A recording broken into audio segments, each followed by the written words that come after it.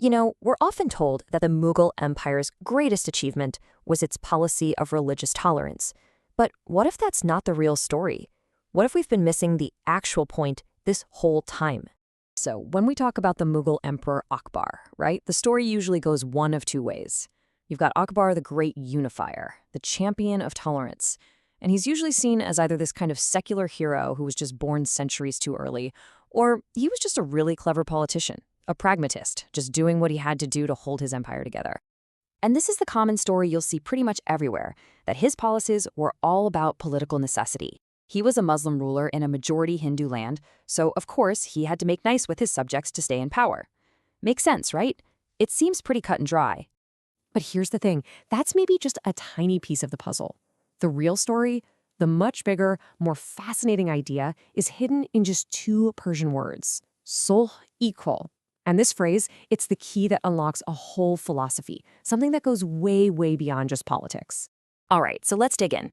First, let's really break down that standard story, the one most of us have heard.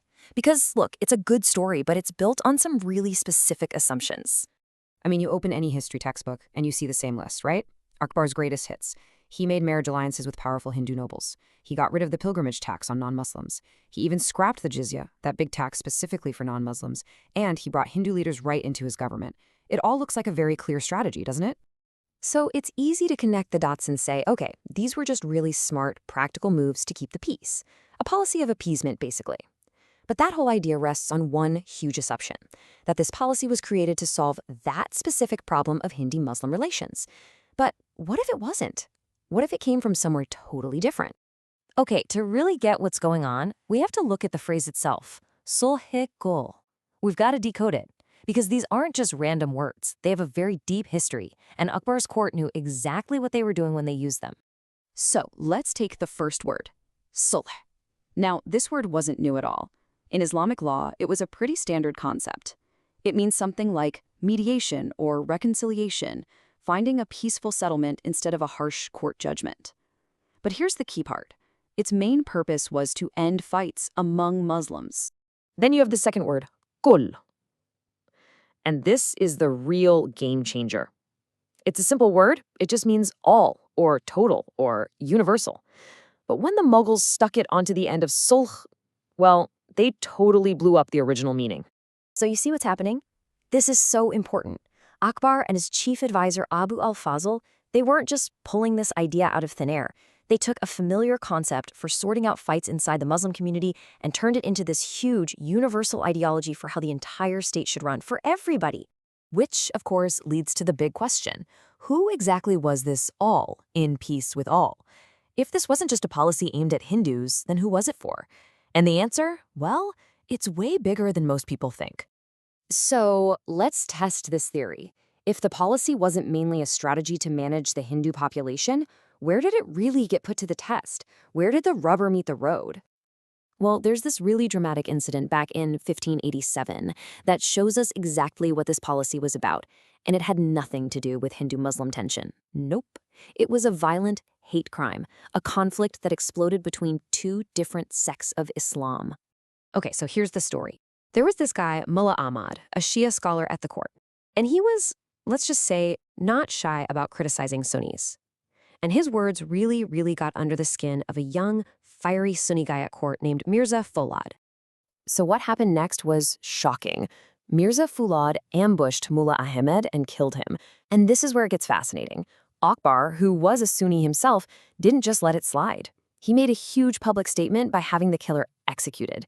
Think about that. It's a perfect example of sulh-e-kill-em action.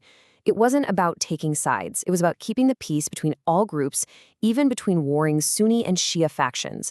It was about justice for all, period. And get this, Akbar didn't just keep this idea at home. He actually wrote a letter to Shah Abbas, the ruler of Iran.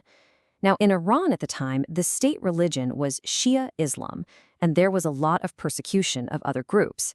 And here's Akbar, a Sunni emperor, telling a Shia king, hey, you should try this peace with all thing. He was literally exporting the philosophy.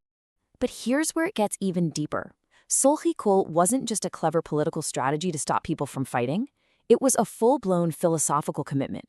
And at its core, it was all about one thing, The power of human reason. You might have heard of Akbar's famous debates at his house of worship. He would bring in the smartest people from every religion you can think of: Sunnis, Shias, Hindus, Jains, Christians, you name it. And the goal wasn't to figure out which religion was the best. The point was to use reason and logic to investigate spiritual ideas. And this all came down to a central conflict between two big ideas. On one side, you have taqlid. That's basically blind faith, just imitating tradition and scripture without questioning it. And on the other side, you have aql, which is all about using your own mind, your own reason, and critical inquiry. For Akbar and his court, there was no contest. Reason was the way to find the truth. And it wasn't just an idea for the state, it was a personal journey too. For Abu al-Fazl, achieving peace with all was something an individual had to do inside themselves first. It was like a level of spiritual consciousness you had to reach, and only then could you move on to an even higher level, which he called universal love. So you might be thinking, okay, that's a cool idea, but did it just die with Akbar? And the answer is absolutely not. It actually stuck around and evolved in some really interesting ways. I mean, for generations, this idea kept going. Akbar's own son, Jahangir, made it a point to say that peace with all was his way too, and he specifically mentioned peace between Sunnis, Shias, Christians, and Jews. But then, as time went on, the meaning started to broaden. By the mid-1600s, you see people using the phrase to talk about just being civil, like a poet used it to describe how literary rivals should behave. And then we even see a Hindu official using a similar phrase to praise his dad for being civil even to his enemies. It went from this grand state policy to just a basic cultural idea of how to be a decent person. So when you put it all together, it completely changes how we should look at this. This powerful idea of pluralism in the Mughal Empire, it wasn't some reluctant compromise that Akbar made because he had to. It wasn't a sign of weakness. It was a confident, really sophisticated philosophy that grew from right inside the Persian-Islamic tradition. It was all about reason and intellectual debate. And that really makes you wonder, right? What other big ideas from history have we been getting wrong just because we've been looking at them through too simple a lens?